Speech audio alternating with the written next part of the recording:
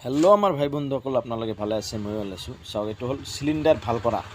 Cylinder কিন্তু maximum leak হয়। এই যে নাম্বাৰটো দেখাই আছোঁ না, এই নাম্বাৰটো এক্সপায়াৰ ডেট থাকে। এইটো চাই আপোনালোকে চিলিণ্ডাৰ ব্যৱহাৰ কৰিব সদায়, নহ'লে ঘৰত চিলিণ্ডাৰ বাৰাছ হ'ব। আৰু এই ভিতৰত যে ৰবাৰ থাকে, এই ৰবাৰটো কাটা থাকিলে, বেয়া থাকিলে সদায় চিলিণ্ডাৰ লিক কৰিব। ইমান পইচা দি চিলিণ্ডাৰ কিনি আপোনালোকৰ ঘৰত জুইও লাগব পাৰে। বেকাৰ আপোনালোকে সদায় হুঁচিয়াৰ থাকিব। এই ৰবাৰটো যদি বেয়া থাকে, আধা গেছ জ্বলাব, আধা গেছ লিক হ'ব।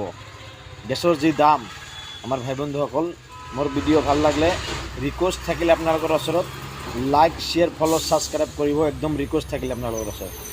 আপোনালোকক দেখাই আছোঁ। আৰু এই ভিতৰত যে পিনটা থাকে, এই পিনটা সদায় লুজ থাকে। লুজটো এনেকৈ টাইট কৰি দিলেহে গেছটো নোলায়, নহ'লে ঘৰত গোন্ধাই থাকিব, বহুত ডিষ্টাৰ্ব হৈ থাকিব। সৰু চলি থাকে, ৰিক্সো থাকে জুই ধৰাৰ। এই চাওক, আৰু অ'কে কৰি আমি মানে চাই আছোঁ চিলিণ্ডাৰটো লিক আছে নেকি। চাওক, এই যে এইবাৰ লাগাই আনা চাই আছোঁ। আপোনালোকে দয়া কৰি মোৰ ভিডিঅ'টো লাইক, শ্বেয়াৰ, ফ'ল', ছাবস্ক্ৰাইব কৰিব। ৰিকুৱেষ্ট থাকিল দাদা, আমাৰ ভাই ভণ্টিসকল, মা ভনীসকল, ৰিকুৱেষ্ট থাকিল।